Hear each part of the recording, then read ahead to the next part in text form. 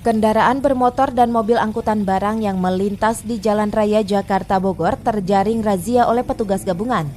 Dalam razia tersebut, petugas menemukan banyaknya pelanggar pengendara bermotor yang tidak menggunakan helm dan tidak membawa kelengkapan surat-surat kendaraan dan langsung dikenakan sanksi tilang di tempat.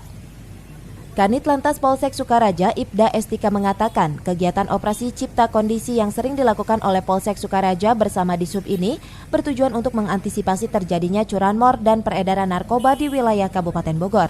Ya, ada operasi kepolisian yang sedang lalu lintas, namun kita juga pencegahan narkoba, curanmor yang bisa terjadi di siang hari. Ada bentuk pelanggaran apa? Tidak memakai helm.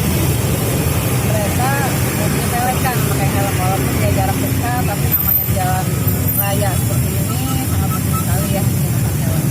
Ada beda bang? Hilang, tidak artinya untuk pembelajaran kedepannya dia tidak melakukan pelanggaran lain. Dari Sukaraja, Kabupaten Bogor, Suhanda Abrizi melaporkan.